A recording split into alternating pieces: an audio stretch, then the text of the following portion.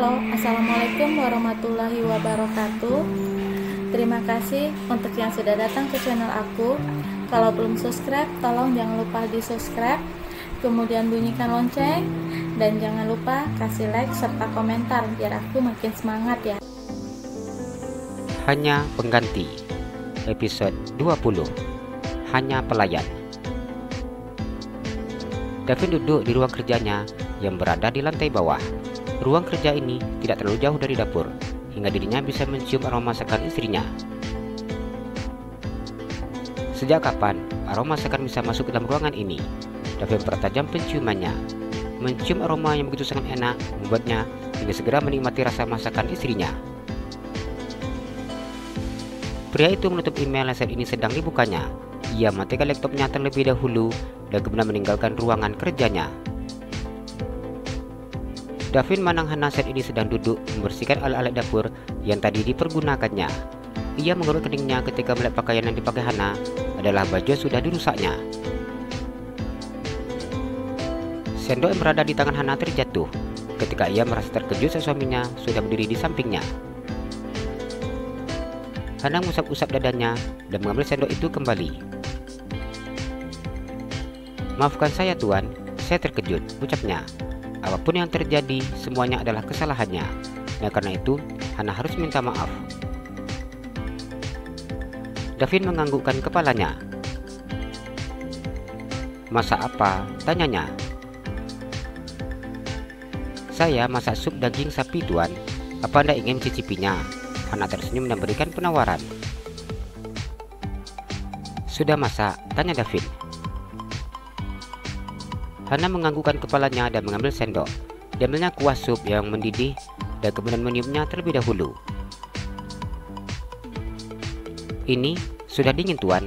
Hana mengarahkan sendok makan dan berisi kuah sup ke mulut suaminya. Davin mencicipi rasa kuah sup yang diberikan istrinya. "Sudah pas," jawabnya. "Kebetulan saya sudah selesai masak. Bila tuan ingin makan, saya akan menyiapkannya." Hana merendahkan dirinya serendah-rendahnya. Ia bersikap layaknya seorang pelayan yang patuh. Di depan Davin, ia bersikap manis, sopan, dan patuh. Namun di hatinya, ini semua menyakitkan ketika ia menyadari bahwa dirinya hanyalah seorang tawanan, hanya seorang pelayan, dan hanya dianggap sebagai pemuas hasrat suaminya. "Boleh, siapkanlah," jawab Davin. Dipadanya baju dipakai oleh istrinya. "Bukankah ini baju yang tadi sudah kurusak?" tanyanya. Hana tersenyum dan menganggukkan kepalanya. "Iya tuan, saya sudah perbaikinya." Hana tersenyum lebar. "Pakai apa?" Davin penasaran. "Pakai jarum jahit dan benang tuan." "Di mana kamu mendapatkannya?" "Tadi saya meminta bantuan sama pengawal Nia untuk belikannya di jalan ketika akan pulang ke rumah." "Maafkan saya tuan, bila saya lupa memberitahu Anda." Wajah Hana memucat. Ia tidak menduga bahwa Davin akan bertanya hingga sedetail ini. Sorot mata Davin membuat bulu kuduknya berdiri. Pada akhirnya, ia menundukkan kepalanya. "Baju di lemari sangat banyak. Bila aku merusak bajumu 10 bahkan 50 pasang sekalipun, masih banyak lagi baju dalam lemari. Kau tinggal membuang baju yang sudah aku rusak. Apa kau mengerti?" Davin menyelipkan jarinya di dagu Hana. Hana diam tanpa bisa menjawab. "Bila bajumu di dalam lemari habis, aku akan belikan baju yang baru. Apa kamu paham?" Dadanya sesak ketika mendengar ucapan Davin. Ingin sekali mulutnya menjawab pertanyaan dari suaminya, namun Hana harus membatalkan niatnya. Saat ini ia hanya menjadi manusia bodoh yang harus menuruti semua keinginan suaminya. "Kau tidak mendengar perkataanku." Davin semakin kesal ketika melihat istrinya yang hanya diam. "Saya mendengarnya tuan," Hana berkata dengan bibir bergetar. "Apa kau tahu bahwa aku tidak suka melihat kau memakai baju yang sudah rusak dan kau perbaiki lagi untuk dipakai kembali?" Hana menggelengkan kepalanya. Maafkan saya sungguh tidak tahu, jawabnya. Sekarang kau sudah tahu. Aku ingin kau mengganti pakaianmu sekarang. Davin dengan sengaja menarik baju istrinya, hingga kancing baju itu kembali rontok ke lantai. Wajah Hana semakin memucat ketika Davin mengambil pisau yang tadi dipergunakannya untuk mengiris bawang. Ia semakin mundur sedikit demi sedikit. Hana tidak tahu apa yang akan diperbuat oleh suaminya. Saat ini, ia sungguh sangat ketakutan. Air matanya mengalir dengan deras. Tidak ada satu kata pun yang mampu diucapkannya. Bahkan untuk memohon agar suaminya tidak mencabut nyawanya saja, Hana tidak mampu. Davin maju sedikit demi sedikit. Ia memegang tangan istrinya dan memotong baju saat ini dipakai Hana. Hana menangis melihat sikap suaminya seperti ini. Ia hanya diam ketika suaminya motong-motong bajunya hingga tercabik-cabik.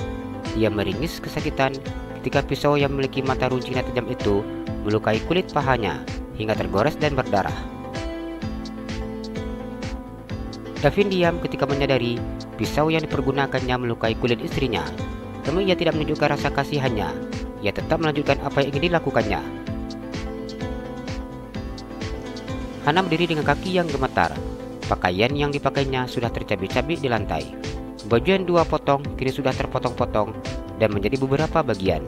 Hana hanya diam dan menutupi bagian tubuh polosnya dengan tangannya. Davin memandang wajah istrinya yang ketakutan dan juga pucat. Ia akan memfahami ketakutan Hana untuk tetap mengekangnya seperti ini. Davin tetap ingin melanjutkan niat yang sudah direncanakannya. Hasrat di dirinya seakan tidak mampu diredam. Ketika melihat tubuh Hana, ia seakan tidak mengerti dengan hasrat yang dimilikinya. Selalu saja ia kehilangan kendali ketika melihat Hana. "Anda mau apa, Tuan?" Hana berkata ketika Davin memutar tangannya ke belakang. Davin tidak menjawab ucapan istrinya. Ia ingin menuntaskan hasrat dirinya yang sudah sejak tadi ditahannya. Davin buka baju dan celananya dengan sebelah tangannya, hingga tidak ada lagi pakaian yang melekat di tubuhnya. Hana hanya meringis kesakitan ketika suaminya melakukan penyatuan tanpa ada pemanasan terlebih dahulu. Perih dan sakit, hanya ini yang dirasakannya. Tangannya yang disengaja dipelintir ke belakang terasa semakin sakit hingga ia menjerit. Davin semakin menekan kuat. "Tolong, lepaskan tangan saya, Tuan. Sakit."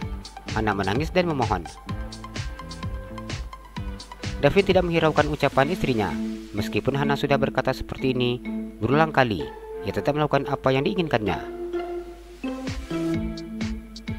Hana menjerit kesakitan ketika suara keras dari salah satu tangannya. Tubuhnya gemetar ketika mau menahan rasa sakit di tangannya. Keringat sudah membasahi pelipis kening dan tubuhnya. "Tuan, ini sakit sekali. Tolong lepaskan tangan saya." Suara semakin lemah ketika memohon. Lelah sudah ia mohon hingga Hana hanya diam. Hana menjerit seiring dengan suara tangannya yang cukup keras. Air matanya mengalir deras.